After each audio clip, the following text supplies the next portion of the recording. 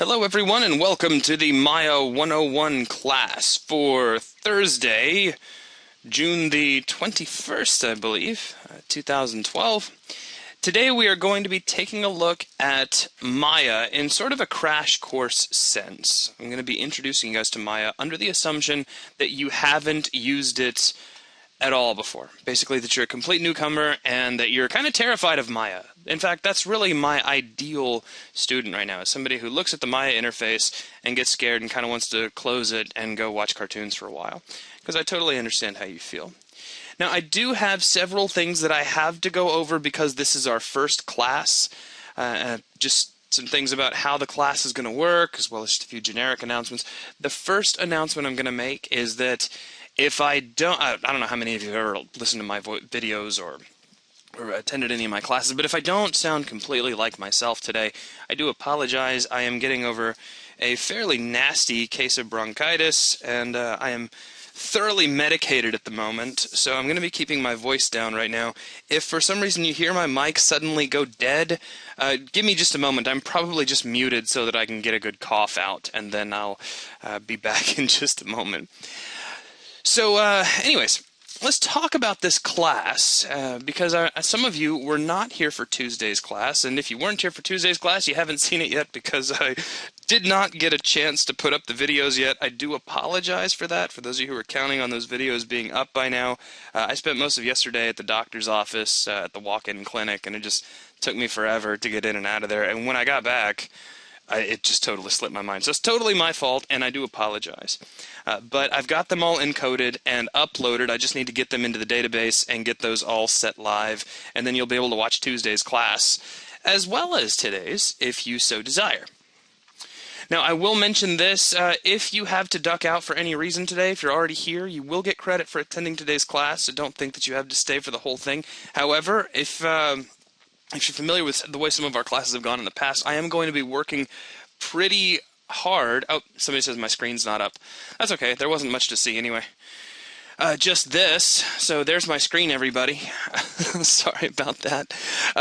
So anyway, as I was saying, I am going to be working very hard to keep this going to about 2 hours. So if we run a little bit over, that's fine, but for a lot of reasons involving having to get other classes going, and I do have another class tonight at 7 p.m. So anyway, let's talk about this class. So can everybody see my screen now? Just quick update. You can tell me over inside of BuzzNet. Oh, look, everybody can see me. Hello. Okay, that's good. Now, some things about how this class actually works. First off, let's talk about BuzzNet. BuzzNet is a little web application. You do not need to download it. There's nothing you actually need to install on your end. You just need to point your browser to buzznet.3dbuzz.com, which hopefully you have all already done. It seems like you all have, because the counts are matching up pretty well. It is still kind of in a beta state, so if on occasion you find yourself needing to refresh the page and log back in, then I apologize for that. It does happen. BuzzNet is our means by which we chat with students and allow students to chat with each other. Now, it's also the way that we keep track of who is participating along with the class. Now today that will not be super critical, because really today I am walking you through the interface of Maya and introducing you to a lot of Maya's features, but we are not actually going to be working on a project today. That's going to start with the next session. Today is really just a crash course to get people up to speed and get them familiarized with Maya. That's my goal for today. But as we get into participation, you'll notice you have a participate button up at the top of BuzzNet, and you can click on that, and it will change your state for me so that I know who's participating and who isn't. And we'll be working with that as we get deeper into the class. Now, a couple of other things. If you have an official question for me, if you have a concern, if I'm working and you want to say, how did you do that, or if you have anything that I really need to address during the lecture, please don't put it into BuzzNet, because BuzzNet's full of chatter, and I will often lose things or I'll miss something. So if you have an official question, please take a look over at the webinar system that you are running right now. You should see a question section where you can put up a question. Please make sure that you put official questions into the webinar system and not inside of BuzzNet. Conversely, if you just have something to say, even if it's just like, hey, thank you, or high five, or whatever, please do that inside of BuzzNet. Please try to keep the question system clean and available just for the asking of official questions, and everything will run much more smoothly. Okay, next. Weekly schedule. I already saw some people asking about this just a little bit earlier. This class runs twice a week, and both of the sessions are identical. So the Tuesday class and the Thursday class are both going to be going over the same content. It's just a convenience factor for more people to be able to actually watch the sessions live. You are not restricted to just attending the Tuesday or the Thursday session. You can attend both if you so desire. Just, if you need to duck out early one day and you want to pick up the rest later on, then you can just log back into the next session, or you can watch the videos because all of these sessions are recorded. So if you ever have to leave, don't worry. We are recording this. In fact, everything I'm saying right now is being recorded and will be put up for streaming. Now, that said, again, I do apologize for not having Tuesday's sessions up just a little bit earlier. That was mostly due to me spending most of yesterday at the hospital and just totally forgetting about it. So, once again, you have my apologies for that. Next, certificates. Everybody will like certificates. They're pretty cool. And you will get one for completing this class, but there are some criteria that you must meet in order to be eligible for a certificate. I do want to mention these certificates are digital. We are not going to mail you a piece of paper just to save on postage, save some trees, etc. and so forth. We will give you a high-resolution print quality file that you are more than welcome to print on your own if you so desire. But to get a certificate, you have two things you need to do. One is you have to meet the attendance requirement. And that's simple. Just attend half of the weekly sessions. And if you were here on Tuesday and you're here today as well, that only counts for one day. So keep that in mind. It's on a week-by-week basis. So if you make it to 3 of the 6 weeks, then you've met the attendance requirement. So we're actually very flexible in that regard. If for some reason you're not going to be able to attend all of the classes, PM me, and I'll see if I can work with you. I'll do everything I can to make this as easy on you guys as I can. Next, the other criteria is you have to complete all of the homework. There will be homework assignments for every week except this week. This one week I'm going a little bit easier on you guys, and you are not having a homework assignment.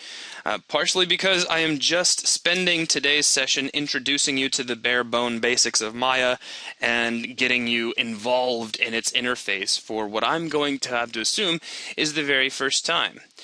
Your unofficial assignment, nothing that you can actually turn in, nothing you can actually that I can quantify, is to make sure that you play with Maya between now and next week so that once we get in, we can jump right into our project without you feeling too terribly intimidated by what we're doing. Now that said, while I work, I always go over all of the buttons, any hotkeys or any settings that I'm using, just so that you can follow along exactly. But the more comfortable you are with the interface, the more comfortable you are with navigating through the 3D viewport, etc.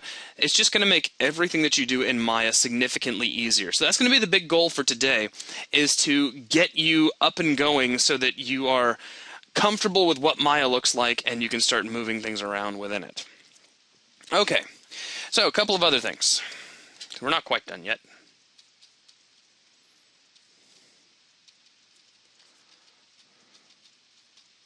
I have a teacher's assistant for this class, or TA, as you might have heard the term.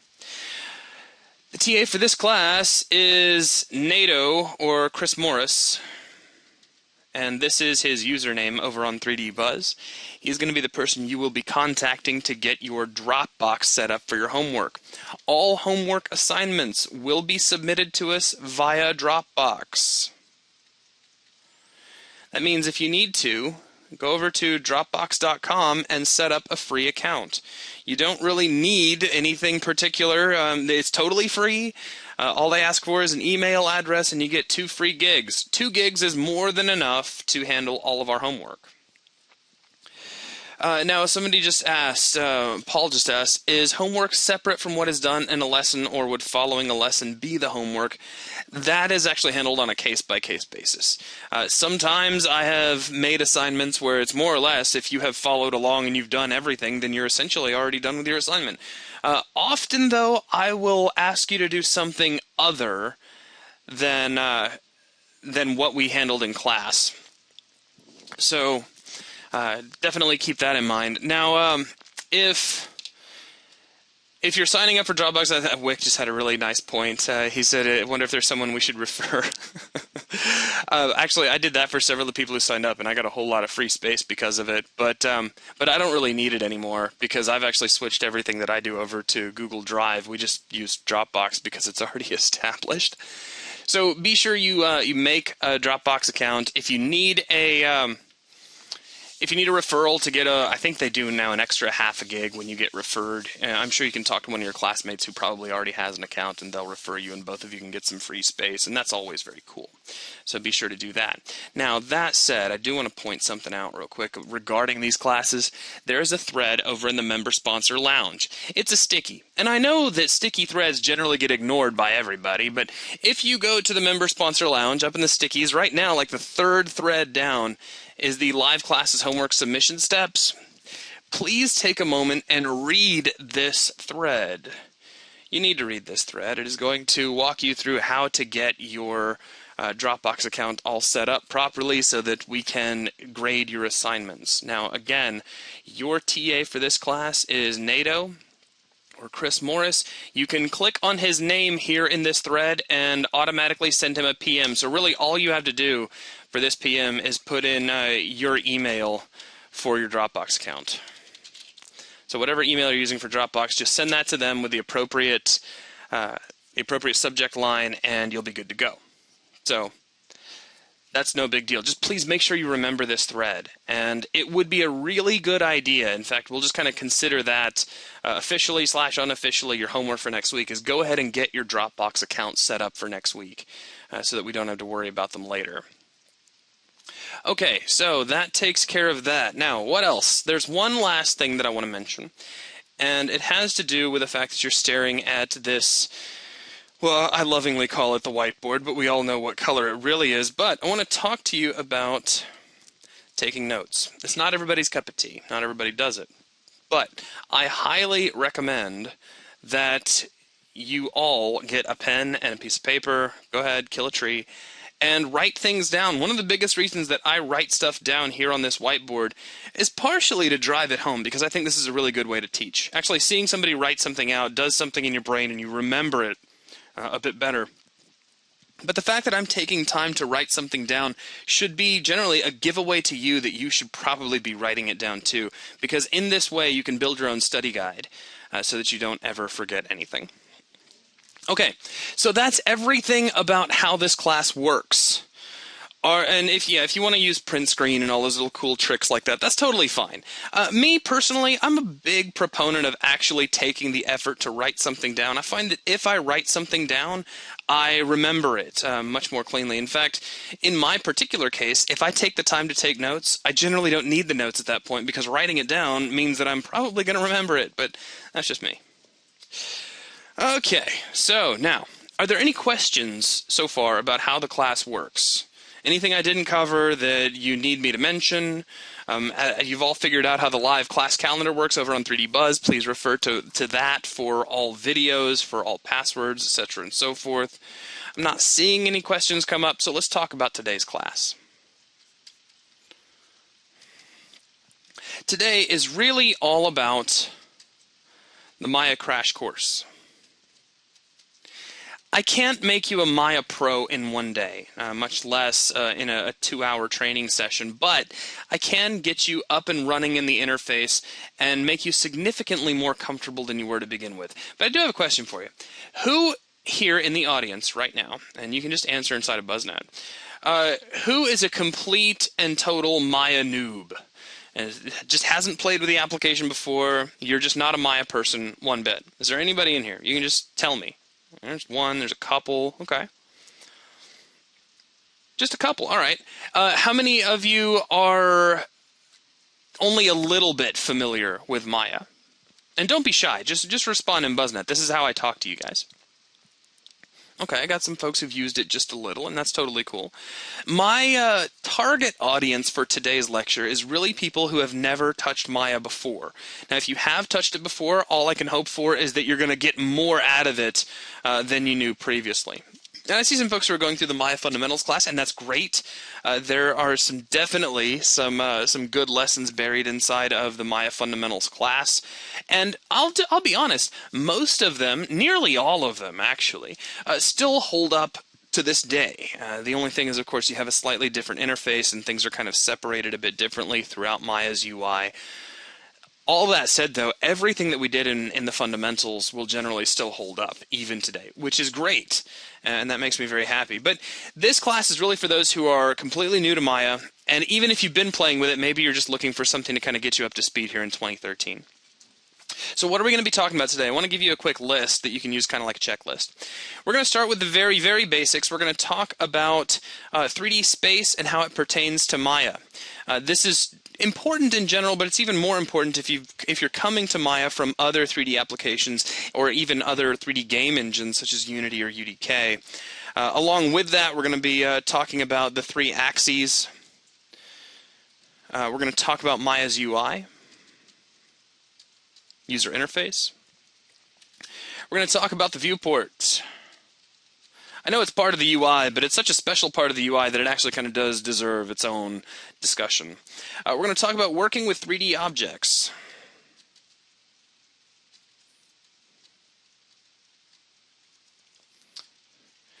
We're going to take a look at object mode versus component mode.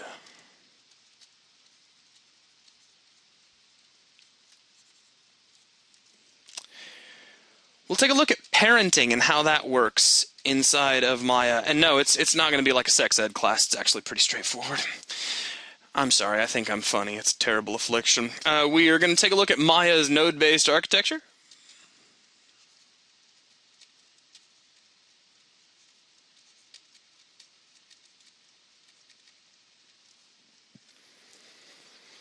We're going to look at and this kind of goes along with this, we're going to look at the scene hierarchy.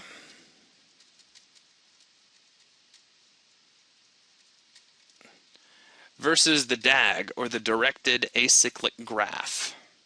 And then we're going to close off by giving you an overview of construction history, which is an important concept inside of Maya.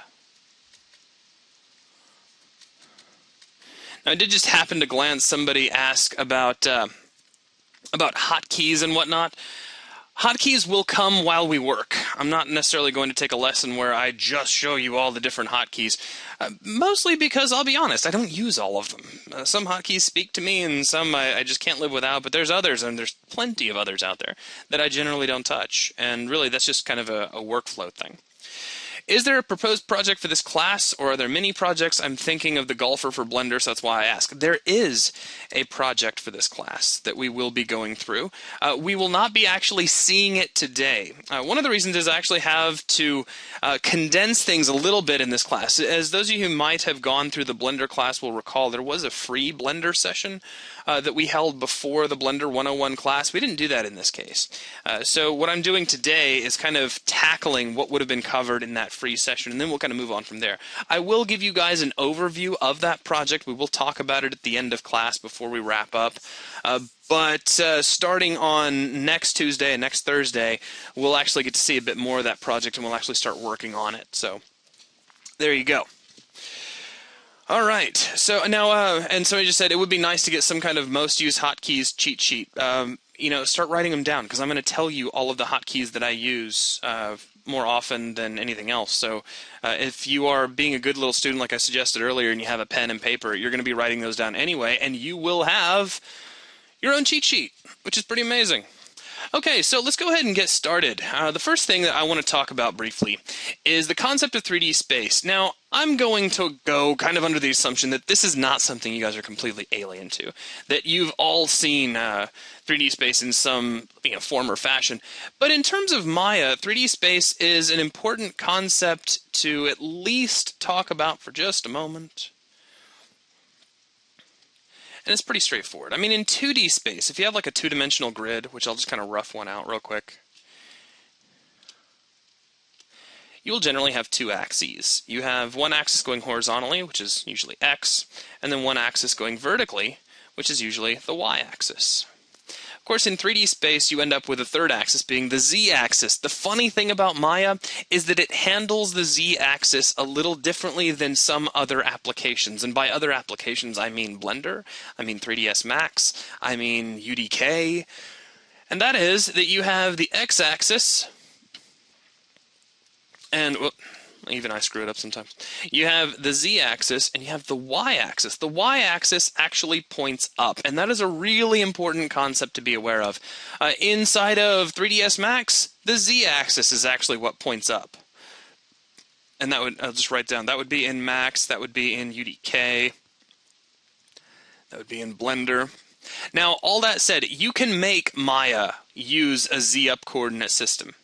I generally do not recommend that you do this. There are several tools that I have run into over the years that when you switch Maya over to a Z-up system will give you a little bit of grief because it seems like they were coded with the coordinate system generally pointing with Y up. So if I was in your shoes, I would get used to Y being up. Now, if you're concerned about, well, what if I'm taking a character or something over into something like UDK, which has a Z-up world?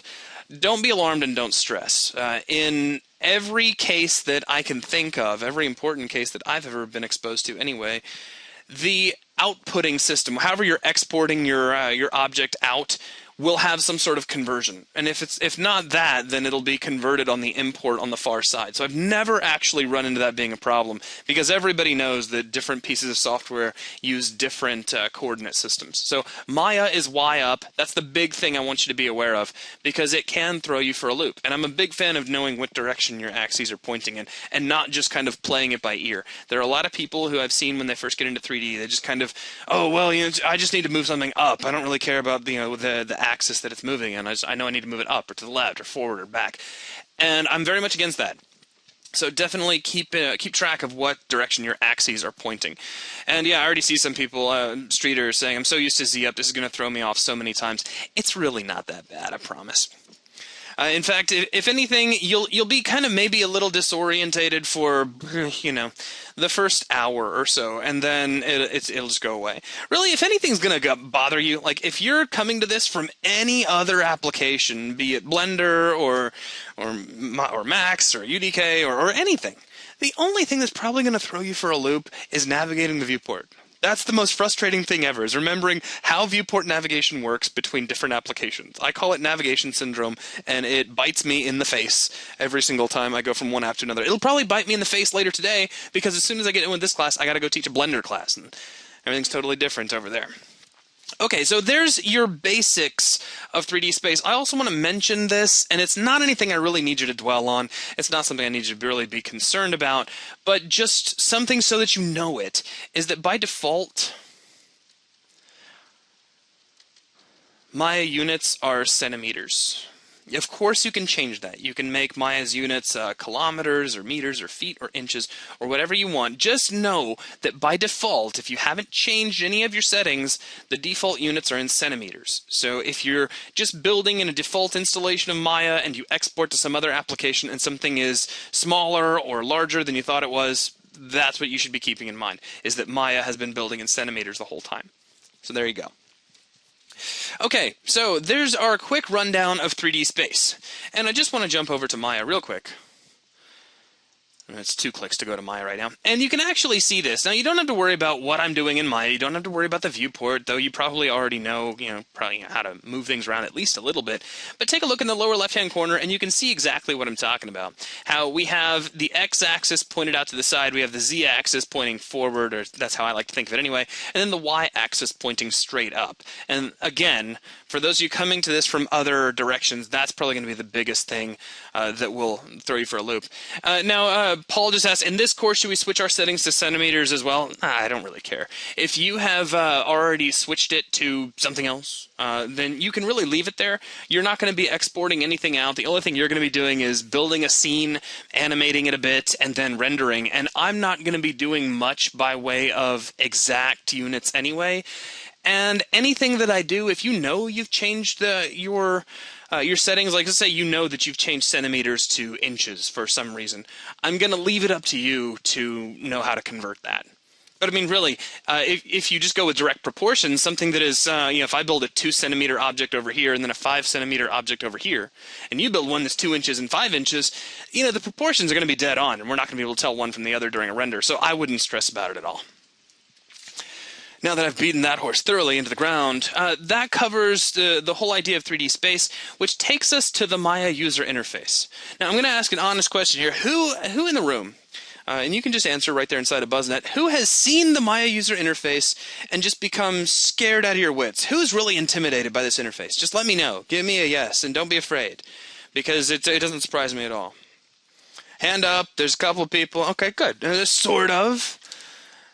We all were, some people aren't. Some people have seen this kind of stuff before in, Flash, or maybe all the way back to the days of Director.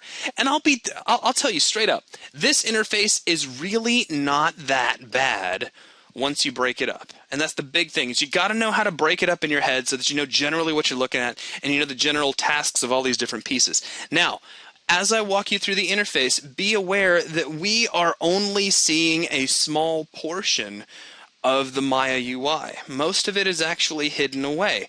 And as we go through this class and as we tackle different parts of our project, we're going to see different parts of that UI. We're going to expose them and use them. So for now, my goal is to get you up to speed with what's right here in front of you. And then as we move forward, we'll go into those other parts of the user interface, and we'll explain how those work as well. So let's start off over here in Photoshop. What I'm going to do is pretend that I was learning this for the first time. And this is generally what I do. Whenever I'm learning a new user interface in any application, I will get out a piece of paper and a pencil, and I will do a quick sketch of the interface so I know what's what, so I can make notes of what is where. So, across the top, we have a menu bar. Just like every other application you've ever seen in your life. Now what I'm going to do real quick, before we even start talking about what anything does, I'm going to give you a quick breakdown of the primary sections of the interface along with their names. And I would like you, if you can, to try to commit these names to memory. And I know it may take a little bit of time, but I want to be able to say, look at the status line and you know exactly where to look. Or I tell you to look at the timeline and you know exactly where to look, etc. So that'll be my goal here, which is why I'm writing all this stuff out. So we have a menu bar. Directly underneath the menu bar, we have the status line. At first glance, that's going to look like a toolbar, but it is not a toolbar. Underneath that, and a little bit thicker, we have the shelf. Now, because of the way the interface is laid out, I'm actually going to jump downwards a little bit to the bottom. Across the bottom, we have, excuse me, thank you. And I have to write kind of small here. We have the time slider.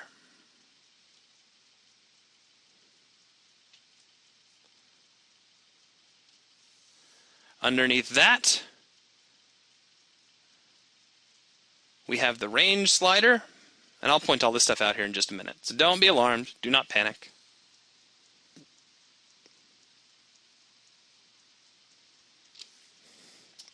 We have the command line. I can't spell command, by the way, so please feel free to snicker behind your hand. And we have the help line. Now, on the left-hand side, and if you guys are wondering, I'm not holding the shift key. My hand really is that steady. We have the toolbox. And then over here on the side, we have a couple of different panels that could be up for a variety of reasons. We have the channel box and layer editor.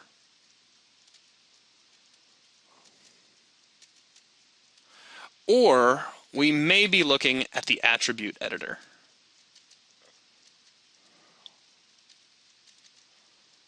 Now, of course, the great big area here in the middle, this is going to be our viewport.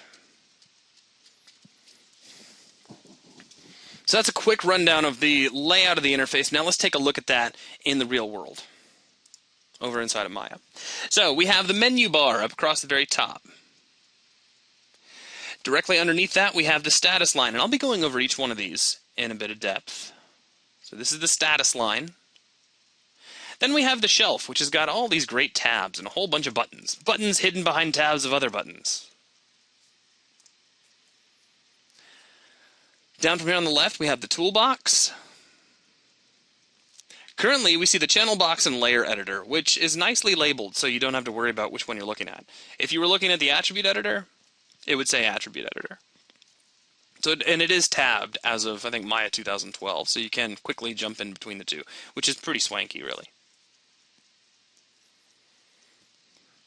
Then across the bottom, we have the time slider, which allows us to move forward in time, frame by frame. We have the range slider, we have the command line, and we have the help line. So that's your quick breakdown of what each one of these things are. Now let's talk about them in a little bit more depth. Starting with probably the most boring feature of any user interface, which is the menu bar. But here's the great thing. Maya's menu bar is not boring. As a matter of fact, it's exactly the opposite of boring. It is so detailed and so in-depth that it actually can't hold all of the different menus that it has. And so the menu bar has been broken up into what are called menu sets. And these menu sets are switchable by way of this drop-down that you see on the left-hand side of the status line.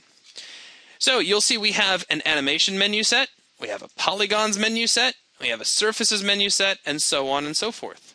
And each time we change between these menu sets, the menus are constantly updating and changing with us. Now, you don't have to just use this drop-down. In fact, I'll be honest, I don't think I ever click on this drop-down unless I'm teaching somebody about the drop-down. These are slave to hotkeys. Now, I'll give you just a giveaway. If you hit the F1 key, this is going to open up Maya's help. Don't be afraid of this help. It's actually a really good help system. I've been quite impressed with how Autodesk has updated Maya's help and made it what it is today. So definitely don't fear the help file. But we have the F2 key, which takes us to the animation menu set. The F3 key, which takes us to the polygons menu set. This is useful if we are doing any polygon modeling. The F4 key takes us to surfaces or NURBS surfaces, if you've heard that term before. If you don't know what a NURBS surface is, do not be alarmed. A lot of folks don't, and you don't really need to worry about them right this minute anyway. It's just a different way of building a surface.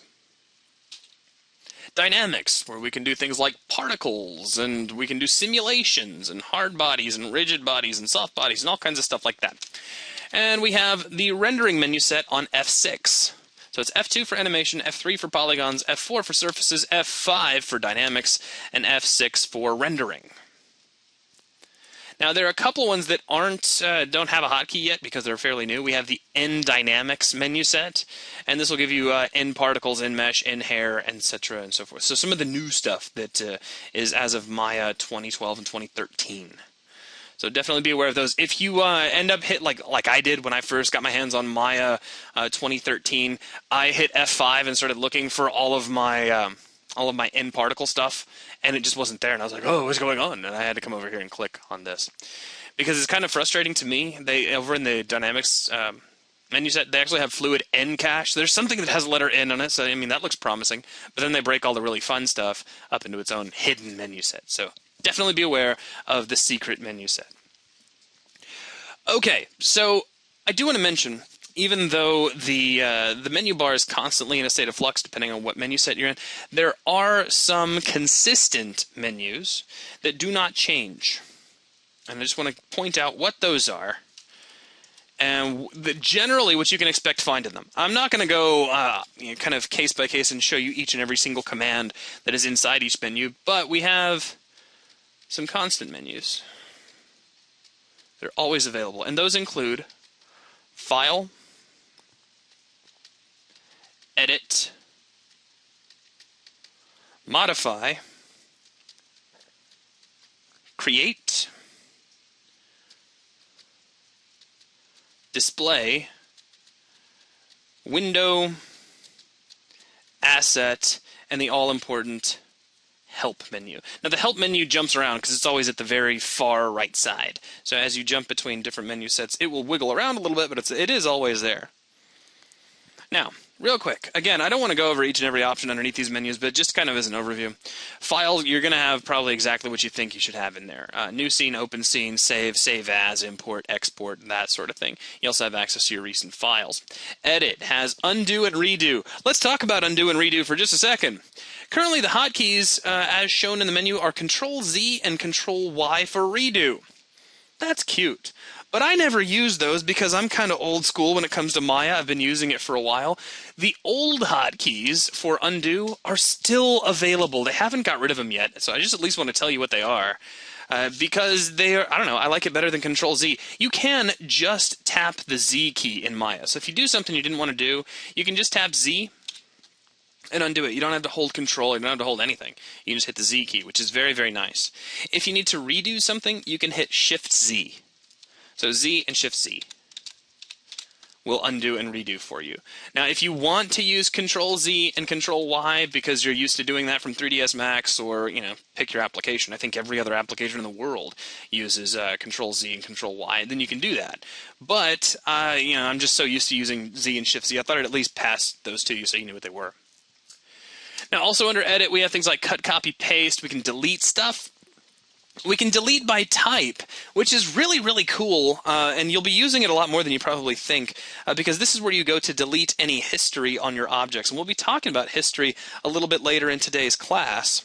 You can do various forms of selection. You can duplicate, you can group and ungroup, and you can parent and unparent, all inside of the Edit menu. Modify is a little different. Modify is all about changing things, as the name suggests. This is where you can go to get access to all of your transform tools if you want to. If you want to convert an object from one type of object to another, if you want to move the pivot point around, it's all about changing a given object in some way.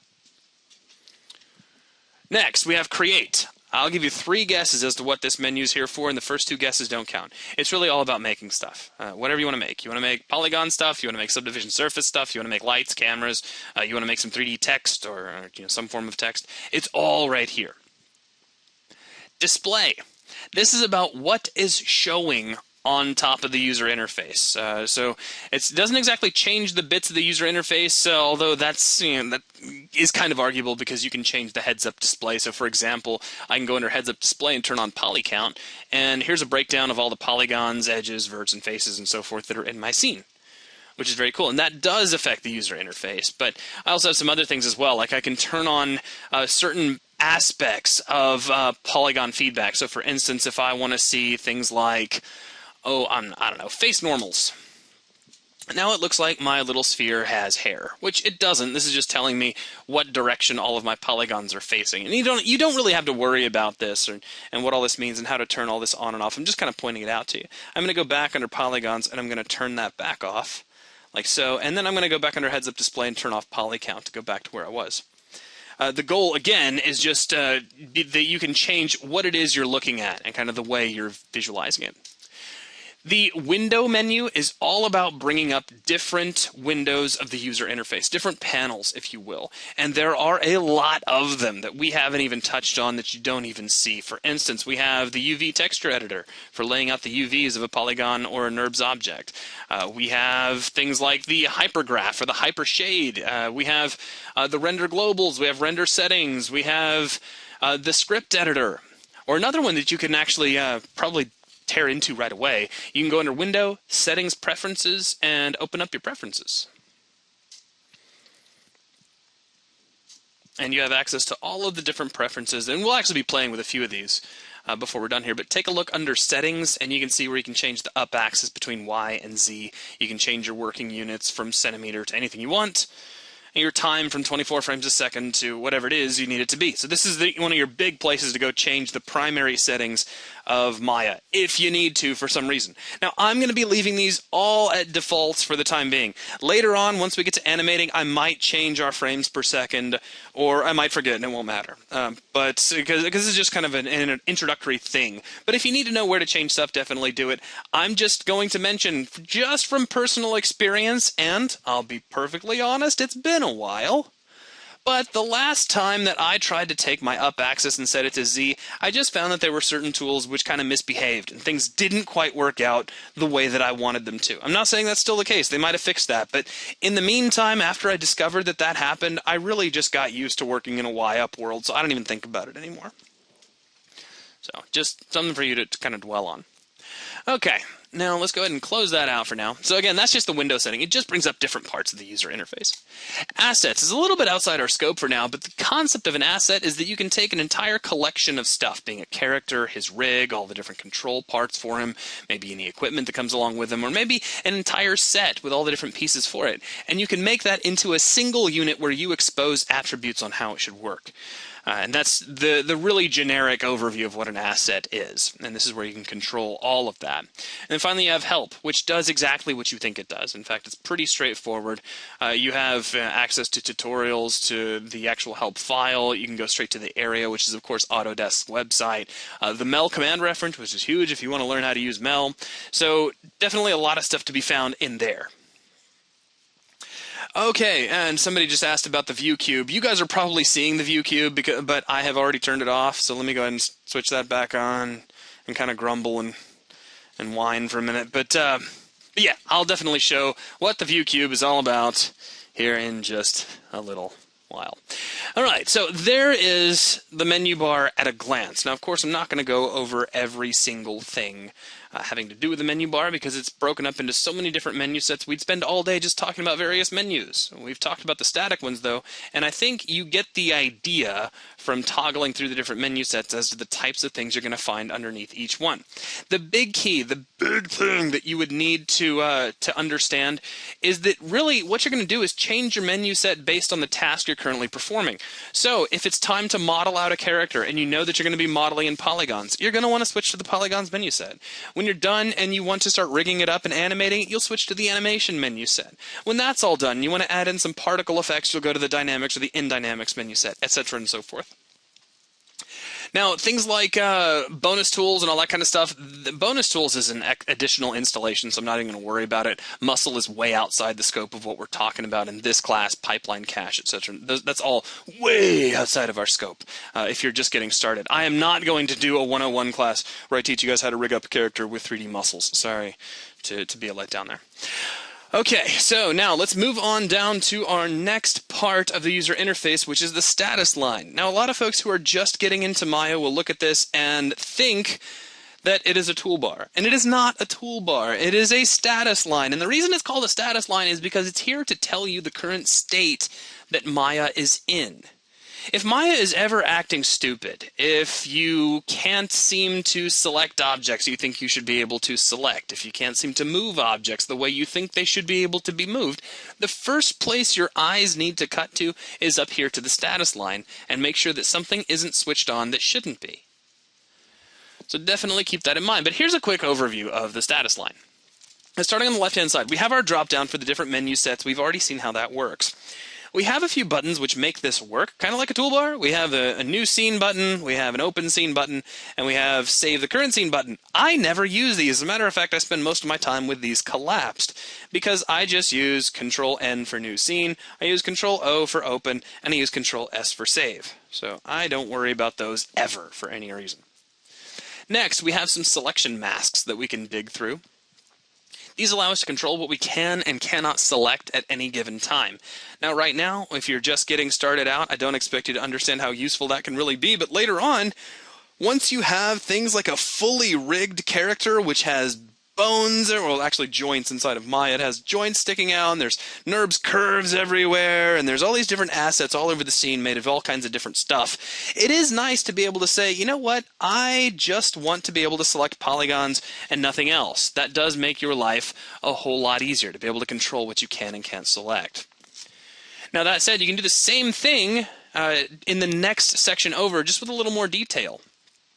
You can choose to select by object type and select by component type. These are the two primary modes with which you can manipulate objects, and we'll talk about those a little bit later. But notice, as I jump between these two buttons, all of these options update. And what these options do is allow you to control what is selectable right now and what isn't. For instance, we have surfaces here. It's currently highlighted. That's what it means when it's highlighted. You get a little gray box around it. If I turn that off for some reason, I can click on this sphere all day long and it will never select this sphere because I've turned off the ability to select surfaces. So if I click on the surface again to turn that back on, I can suddenly select that. So again, it's just a way to control what you can and can't select. That's while we are in object mode. Now, I will give you a heads up.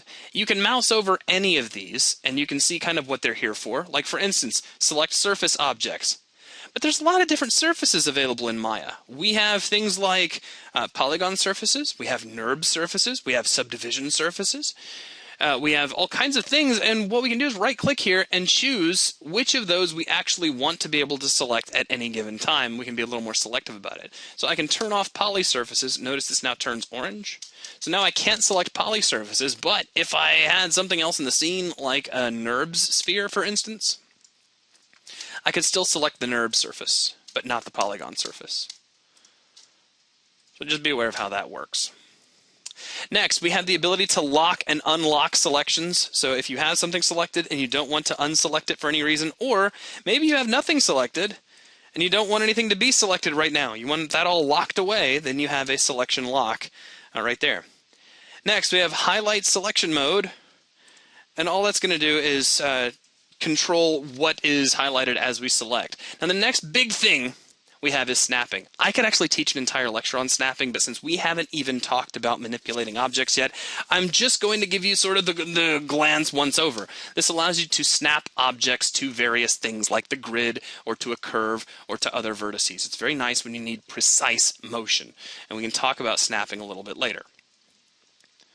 Now, moving on from here, the next major button that I want you to be aware of, and more problems in my history, have been caused by this one button than anything else. So if you forget everything about the status line, which you shouldn't, the status line is very important, but this one button can cause you more grief if you forget about it than anything else, and this is the construction history button. When this is off, Maya is no longer calculating construction history. Now, that sounds like no big deal at first, and if you're just modeling a few things every now and then, it may be no big deal to you. It might be just fine. However, later on, once you get into animating or trying to rig up characters or skin things, the ability for Maya to use construction history is critical. And I have had people install Maya multiple times just trying to figure out why stuff isn't working, when the whole time they just had the construction history button off. So definitely make sure you remember this button. I'll give you a heads up. In my 10 or more years of using Maya, I have never needed to turn this button off, not ever. I'm not saying you couldn't, but I've never actually had to turn it off. So that's definitely something for you to think about. We have access to our render view. So the last thing we rendered, which is nothing right now because we haven't rendered anything, we can render stuff. Hey, look, there's a render. We have two different renders. We have just the standard render, which you just saw, and we have the IPR render, which is interactive, meaning we can make changes to our scene and they'll update in, I want to say, mostly real time. It's not as real time as you might be used to if you do things like in Unreal Engine 3 or Unity, for example. But it's pretty close to real time, and it's kind of a neat trick. I don't use it that much anymore. It used to be a lot cooler several years ago, but now it's just kind of like, whatever. We have the render settings window. If you need to change anything about how your renderer is working or about which renderer you are using, some of you may have heard different buzzwords like mental ray or Maya vector, anything like that. And this is where you go to change those settings for the renderer you want to use. Now, I will throw this out there for you beginners. If you look in the renderer using section and you want to switch this to mental ray, and for some reason you don't see mental ray, like I don't right now, that's because the mental ray plugin has not been activated. So take a note. You can go under Window, Settings Preferences, and jump down to the Plugin Manager. And buried in this list of plugins that come along with Maya, and this is actually a lot like Blender's very similar system, but you will find right in here somewhere right in front of me, I'm probably staring right at it, we have the Maya to MR plugin. And if you guys see it and I don't, then that's hilarious. Where's the mental ray plugin? I promise I should be staring right at it. Tell me if you guys see it, because I'm not seeing it all of a sudden. It's not there. Well, I'll be damned. Well, I'll figure that out here in just a minute, because it just sounds like Maya's being a little silly. Is it at the bottom? Did they bury it at the bottom?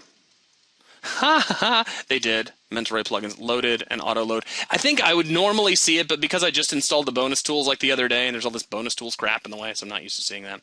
So Now I've turned on Maya to MR, and I can go ahead and click close. And now if I go over to the render settings, check it out. Render using, we can now render with Mental Ray, and we get all those cool settings we can play with, like global illumination and all that fun stuff that we're not going to talk about right now. Now, next to this, we have a field where we can enter in various numbers to move stuff around. And we'll talk about this when we get to actually manipulating objects in 3D space, but this is where you can go to actually punch in the coordinates. You want to move something, you can do this in absolute or relative space. So that is a rundown of the status line. Again, its whole job is just to tell you what state Maya is currently in. That's the biggest thing I want you to remember about the status line. Okay, now, moving down from here, we have the shelf.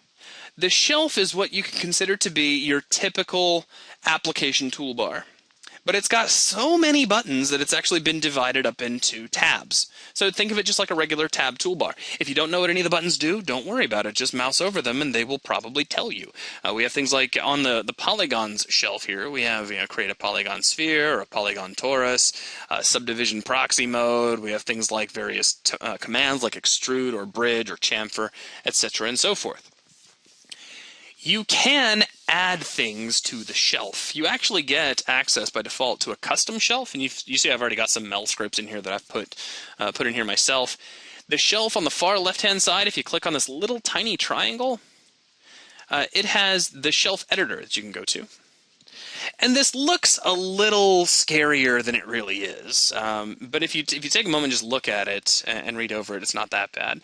But we have access to all of our different shelves as well as all of the commands that are inside of them.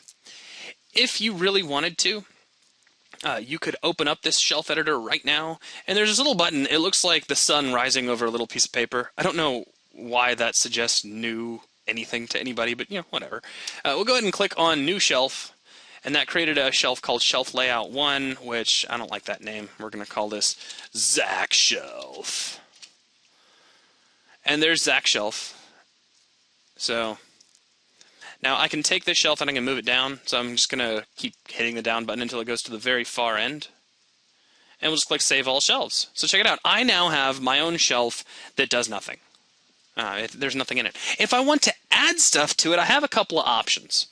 I could, and this is generally, I would call this outside the scope, but just for the fun of it.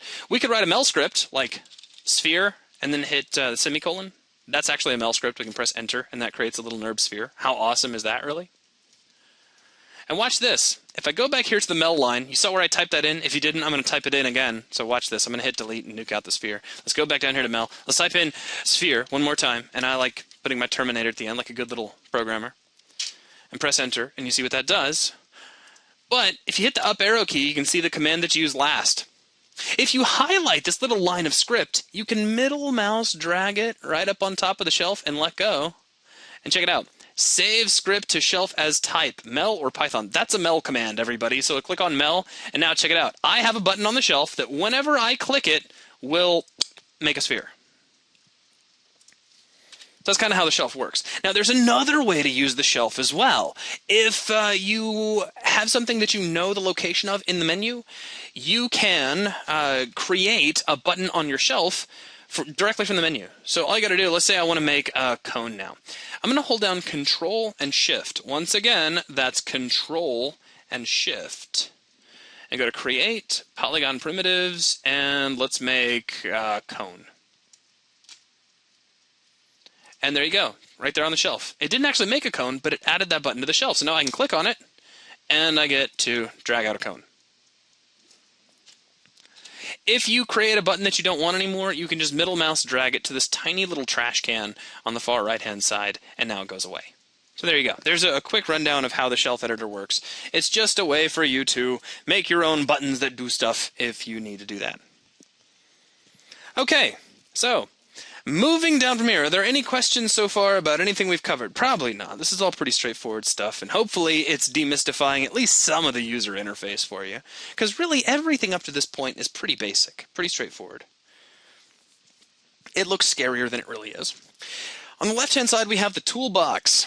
This is just quick access to some of the primary tools that you're going to use. I'll give you a tip. I practically never use this. As a matter of fact, if I was actually using Maya like I usually do, one, I would have my monitor at a much higher resolution, but I can't do that for these webinars. But I always have the toolbox hidden, and that's just me. I'm not telling you you have to hide it. I'm not telling you that the toolbox is bad or useless or that you shouldn't use it. I'm just telling you that I don't use it, and I'll show you why. Toolbox gives you access to some of the primary tools, like the Select tool to allow you to select objects, which is very useful. The Lasso tool, if you need to draw a lasso around things to select them. Of course, that's very fancy. The Paint Selection tool, if you want to paint what you do and do not have selected. Also very cool and fancy, but we're not going to worry about that right now. I'm going to press F8, well actually Q, and then F8 to get out of there. Or go back to the Select tool if you want to click on stuff. You have access to the Move, Rotate, and Scale tools. We'll talk about those when we get to interacting with 3D objects a little bit later. We have one of the tools that I actually kind of don't like. I really don't like, I'll be honest. The Universal Manipulator. What this does, this draws a box around your objects, and it allows you to do fun things like scale them, or rotate them, and all kinds of fun stuff without having to jump between different tools, but I don't like it, and I'll explain why a little later. We have the Soft Modification tool. I'm not going to even show it to you right now, because that functionality is actually built into the Move tool these days. I haven't touched this in years now. And then we have the Show Manipulator tool, which we don't even need. So really, a lot of these tools are stuff that are either kind of edge case, that you probably don't need that often, or they are bound to hotkeys. And I'll mention these hotkeys once, and then I'll mention them again later. But if you want to select stuff, if you just want to make selections, the key for accessing the Select tool is Q, up at the top left corner of most of your keyboards. Then, if you want to move something, so that's for just selecting. If you want to move something, the Move tool is on W. The Rotate tool is on E, the Scale tool is on R, and the Show Manipulator tool is on T. And you won't use the Show Manipulator tool right away. We'll actually get to that a little bit later. So, Q, W, E, R, T. So Q for Select, W for Move, E for Rotate, R for Scale, T for Show Manipulator. Now, if that sounds vaguely familiar to you, maybe you are a Unity user, maybe you're a 3ds Max user, the reason that it is so familiar is that Maya basically had it first, and other people started copying it. Y, yes, we'll also do the last command if you want. And we could just sit there and start going down the keyboard and spouting off hotkeys, but we're not going to right this minute. Okay, so there is a rundown of the toolbox. Now, the toolbox has some other functionality as well. It allows you to control your viewport. If you want to look at a single view, you can click this to go to a 4 view, or the button, which you can probably see more buttons than I can if you're running a higher resolution. I can't see that many because I'm at such a low resolution. This opens up the outliner and the perspective view. The outliner is kind of like a view of the scene hierarchy. Basically, all objects in the scene are listed here. And then, of course, we have the Help button, or actually just open up the Autodesk website button. If for some reason you want to know more about Maya while you use Maya, there's a button specifically for that, because that's not a wasteful use of the interface, is it? Okay, so there is the toolbox. Are there any questions about the toolbox? It's pretty standard. And really, again, I never click on it. In fact, most of the time I have it hidden. Just for the record, if you want to hide things on the interface, and we'll talk about doing this in a little bit, but I'll give you kind of a preview of that. You see these little dot patterns that are kind of all over the place? There's one here, there's one here, there's one here. You can use these to drag around pieces of the interface if you want to. So you see I just kind of restructured my my shelf a little bit so it went in a different location. You can grab and drag these and position them wherever you might want them. So Maya's user interface has actually become quite a bit more flexible than it used to be back in the day. However, if you right-click on those little dot patterns, you can turn stuff off. So if you know you're never going to need the toolbox, uncheck it and suddenly you have no toolbox. You just opened up a little more room, which is very nice. I like additional room. But since I'm teaching a class, I'll go ahead and just kind of leave it there, at least for the time being. Okay, now, before we get too far away, there is something I wanted to mention about the menu bar that I didn't mention, so if you guys will pardon me having to jump back just a little bit. There is something that is very fancy about the menu bar that you don't get in most applications, and that is the ability to tear off a menu. Anytime you are looking at a menu, you see this little dotted line here at the top of any of your menus? If you click on this, you get a tear-off version of that menu, which is really nice for building your own interfaces if you're doing something that you know you're going to have to dig into the menu a lot for. You can just tear it off and have a floating copy of it whenever you need it. So for instance, if I know I'm going to be creating a lot of polygon objects, I can go under polygon primitives and then just tear off this little guy here, and I can click on cone and make a cone. I can click on torus and make a torus. I can click on prism and make a prism. All by having that floating right there. When I'm done, just close it, no problem. How can I make Maya res higher, or do I need a bigger screen? Change your screen resolution is a good one. I personally don't think you can have too big of a monitor. Is there a button for the brush select? You know, if there is, I don't really know what it is off the top of my head. I think I remember asking myself that a long time ago, and that may be one of the only things that I ever actually have to reach over and click on the toolbox for, but I don't often use brush select. I have, but I don't often.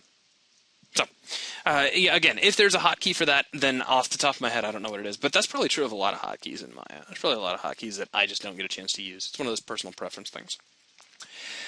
Okay, so that takes us to the toolbox. Now, I'm actually going to jump over the viewport, because the viewport is a monster. It's its own discussion worth of stuff that we're not going to get into right now.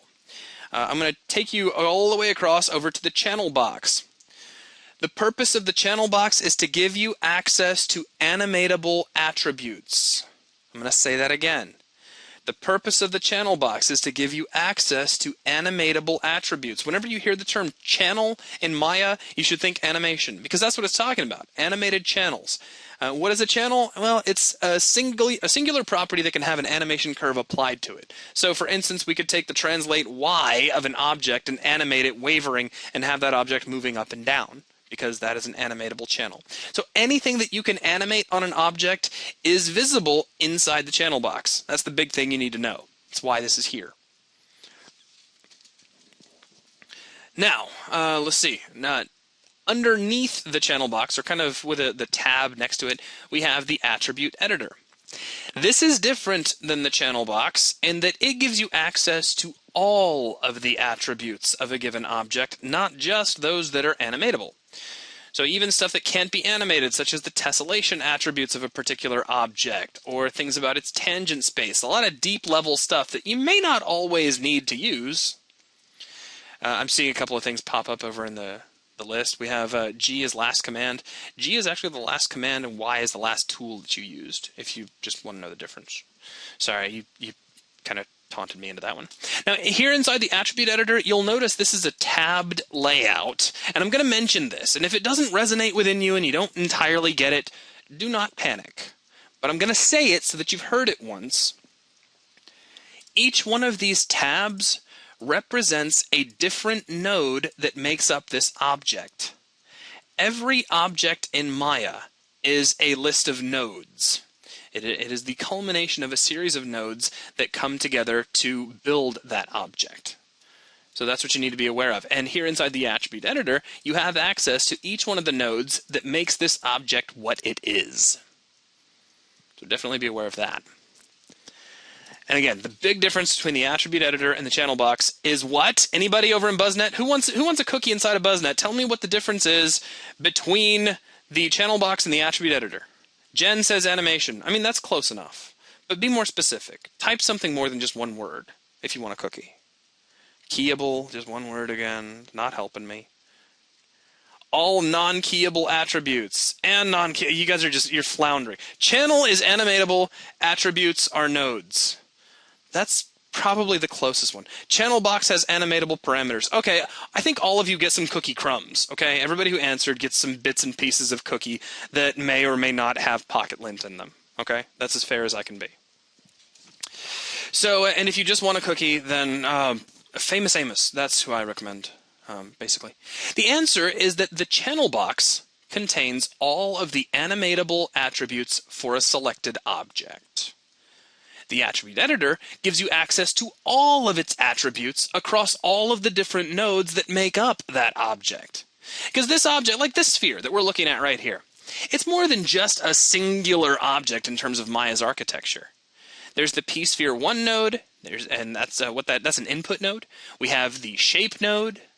We have its transform node. We have its initial shading group, and we have the material that's applied to it. So we have all these different nodes that are working in conjunction to give us this object right here in this space that looks like that. And if you don't have a tab for the attribute editor, all you need to do is move your mouse up here to the status line, and there's this tiny little button that says show or hide the attribute editor. Because if you don't have that on, you'll notice you don't get any tabs. So click on that button and suddenly you get tabs, and you can jump in between the two. And there you have it.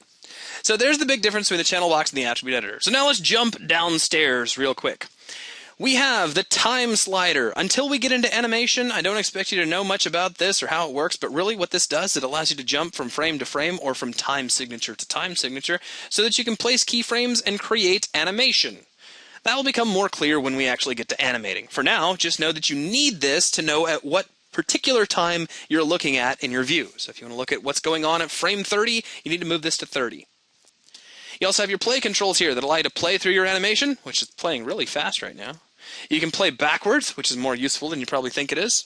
You can jump between each one of your keyframes and basically other ways to control what time you're sitting at. But since we're not animating right now, I'm not going to spend a lot of time on that. You can also punch in exactly what time you want to go to. So now we're at frame 20 because I typed that in. Or I can go to frame 15 if I so desired.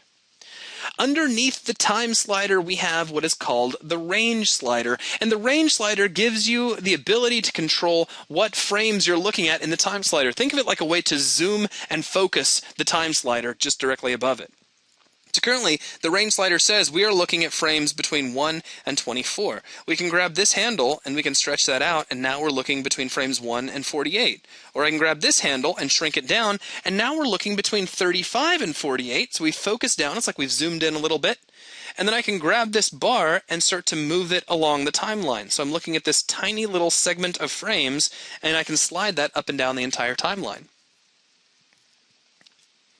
Now you also have some text entry fields, or some number entry fields to be more specific, on the that go along with the range slider.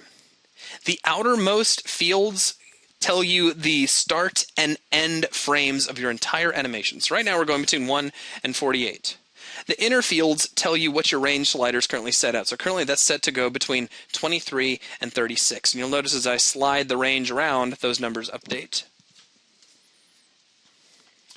How do you set the UI to default? Well, it depends on what you've done with it. If you've done a lot of really crazy things, you're probably going to want to go into your Maya temp file. I'm sorry, under if you're a Windows user, which I'm just going to have to assume that you are. If you go under your Documents folder, you should see a Maya folder, and there's a Maya Prefs folder. You can delete that and then restart Maya, and everything goes right back to its original defaults. So that's one way to do it if you've really, really, really messed a lot of things up. Okay, so now, next, we have the MEL command line, or the Python command line, depending on what it is you want to do. So you can click on this and set it between Python and MEL. This is really just a command line. You can type in commands in here, as we've already seen. So we typed in sphere. We should be able to, can we type cube as well? I'm pretty sure we can. No, there's not a procedure for cube. We have to type, I think it's polycube. But let's just go with sphere because it's real easy in one word. You'll notice a couple of things happen. On the left-hand side, you have the commands that you can enter. On the right-hand side, you get feedback. This is the result from Maya's command engine telling you, yes, the result is we created NurbSphere 2 that has a shape node called make NurbSphere 2. So that's what that's for. And down from here, we have the helpline. The helpline is here just to help you understand what you should be doing at any given moment. So currently, we have the select tool active, and it says select an object. So I guess that's what we should be doing. If we switch over to the move tool, which once again, as a review, is done with the W key, then you can see that it tells you to use the manipulator to move your objects around. So there is the entirety of the visible Maya user interface, and there sure is a lot to it. I only see my objects in wireframe when I'm in poly mode. How do I change that?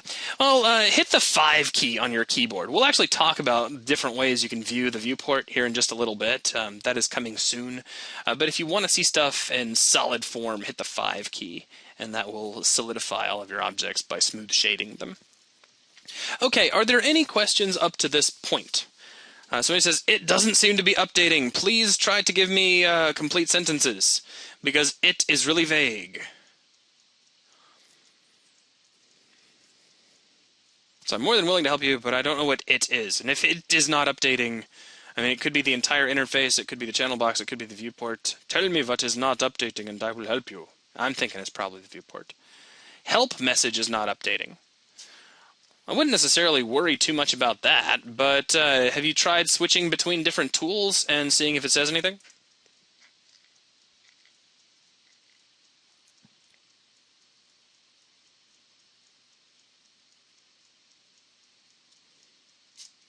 Because I've never actually seen the help message not update for some reason, unless I've got it switched off, because honestly, these days I fight for every last ounce of real estate space I can get, so more often than not, I've got that hidden. So not only does it not update on my end, I don't even see the thing.